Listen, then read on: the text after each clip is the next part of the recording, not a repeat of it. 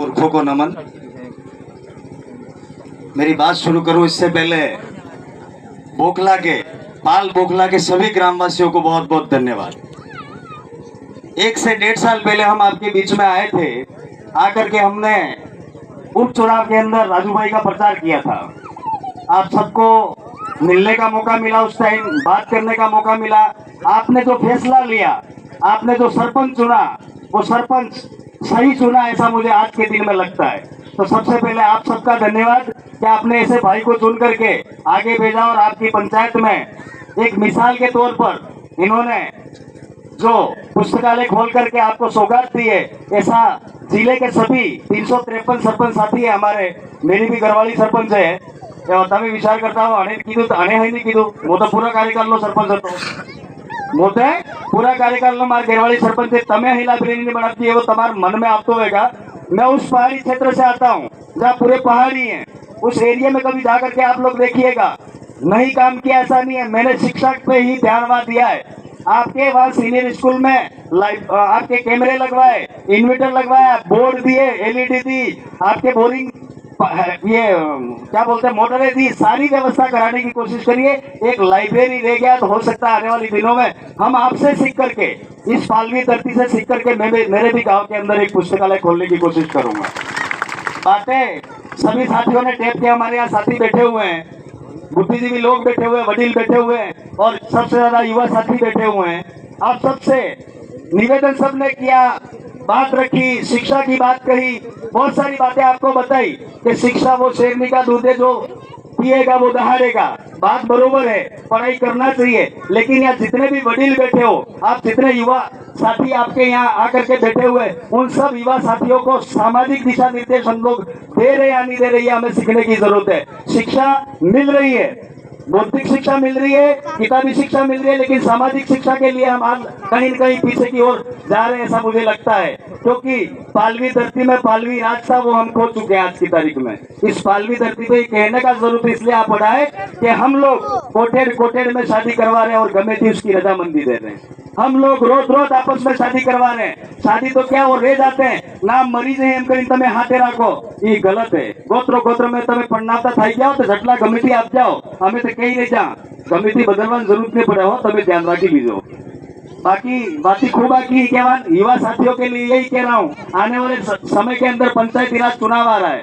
आप सब साथी ऐसे ही साथी को मौका देवे, जैसा राजू भाई ने काम करके दिखाया है, ऐसे व्यक्तियों को आपके पंचायतों में लाने की जरूरत है। मैं किसी वर्तमान सरपंच का विरोधी नहीं हूँ, लेकिन अगर आपने जनता के बीच में जाकर के अच्छा काम नहीं किया होगा, अच्छी बात नहीं करी होगी, तो आप स्वतः ही अब की बार हारेंगे। लेकिन जो युवा साथी इस रेस में आज की तारीख में एक ग्राम पंचायत से 8-8, 10 जने तैयार हो गए हो, उनसे मेरा निवेदन है कि आपस में बैठ करके सुलह कर लेना। अगर विचारधारा में हो और इस विचारधारा से 8-10 आदमी खड़े हो जाओगे तो वही पुराना साथी चुनाव जीत जाएगा। मैं आज इस पालवी धरती से एक ही बात कहना चाहूंगा, किसी ग्राम पंचायत में 8-10 साथी अगर तैयार हो, मिल करके एक कर देना। आने वाले समय में आपकी भी ग्राम पंचायत में ऐसी लाइब्रेरी, ऐसी सुविधाएं, ऐसे ही पुस्तकालय और ऐसी बहुत सारी बातें होती रहेंगी। हमारे बीच में सांसद महोदय हैं, मेरी तरफ से, आपकी तरफ से इस बोखला पर मैं आपका जोहर करता हूँ। बातें बहुत सारी है दोस्तों करने को। यहाँ बेटियां जितनी बैठी हैं, बेटे जितने बैठे हैं, सवेरे उठ करके आप लोग स्कूली शिक्षा लेने के लिए जा रहे हैं, तो रास्ते में आपका बड़ा भाई मिले उसका सम्मान करिएगा, आपका काका मिले उसका सम्मान करिएगा, आपका काका बाबा काकी बाबी जो भी है उसका मान सम्मान करोगे तो आने वाले समय में आपको भी मान सम्मान मिलेगा। वरना रेस तो किसी और चीज की लगी हुई है, ऐसा मुझे लगता है। आए दिन हमारे पे टेलीफोन एक जिला मुख्यालय पे आता ही आता है, ब्लड का कमी पड़ गया। मैं थोड़ी देर पहले गुगरा में भी यही बोल करके आया हूँ। मैं इसलिए कह रहा हूँ ऐसा बार बार, आपको खाना खाने की जरूरत है। ये 9 दिन अभी आए, जितने वाहन बैठे हैं, जितने इस व्यवस्था को मानने वाले लोग बैठे हैं, वही व्रत उपवास करें। या जितनी भाइयां बैठी है और जितनी बेटियां बैठी है, आपको ये व्रत उपवास करने की जरूरत नहीं है। 18 साल के बाद में 365 दिन भूखे रहोगे तो भी हमको चलेगा। लेकिन आज जो आपका ग्रोथ करने का दिन है, जो आपका आज आपका शरीर बनाने का दिन है, वो समय हम देखते हैं तो बहुत थोड़ा सा पीड़ा होती है। मैं मेरे घर की बात करूं, मेरे बेटे को पता नहीं है व्रत क्या होता है। मेरे बेटे को ये समझ में ही नहीं आता है व्रत उपवास क्या होता है, बर्थडे क्या होता है, ये कोई अता पता नहीं है। आप बिलीव नहीं करोगे, 16 साल का मेरा लड़का है, मेरे से ज्यादा भारी है।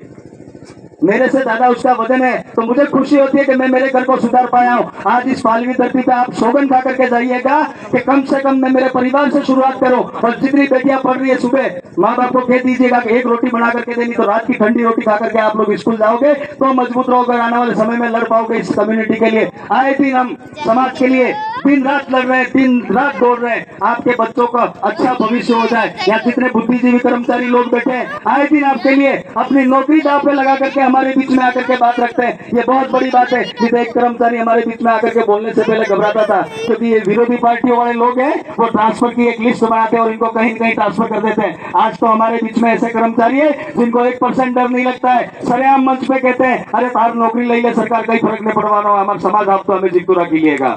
ऐसे ऐसे भावना वाले हमारे बीच में आकर के लोग बैठते हैं और आप लोग सुनते नहीं हो।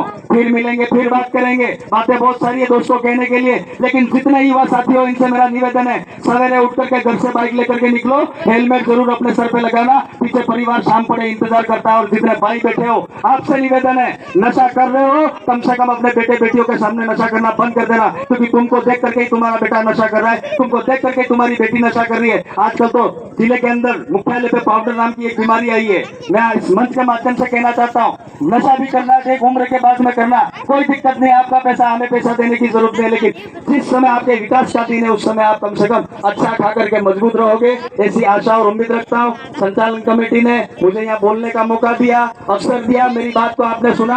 हम आए दिन कार्यक्रमों में आकर के बोलते रहेंगे, मिलते रहेंगे, बात करते रहेंगे, और समाज की जब जरूरत पड़े, समाज जब आवाज दे तो बिना निमंत्रण के एक होकर के जब भी आवाज दे, चाहे वो काकरी डूंगरी के नाम का हो, चाहे हाईवे का हो, चाहे डूंगरपुर का, जिस दिन समाज को आपकी जरूरत पड़े उस दिन आप हमारे साथ आकर के खड़े रहेंगे, ऐसी उम्मीद करता हूँ। क्योंकि जिस समुदाय में जन्म लिया है, जिस जीवन में जन्म लिया है, जाना एक न एक दिन तय है, मरोगे एक दिन, ये सत्य है, मैं भी एक दिन जाऊंगा, लेकिन मैं मेरे पीछे कितना बड़ा कारवा खड़ा करके गया हूँ, यह आपको और हमको सोचने की जरूरत है। इन्हीं बातों को कहते हुए मैं मेरी बात को यहीं विराम देता हूँ। जय जोहार, जय आदिवासी, जय भील प्रदेश, आप सबकी जय।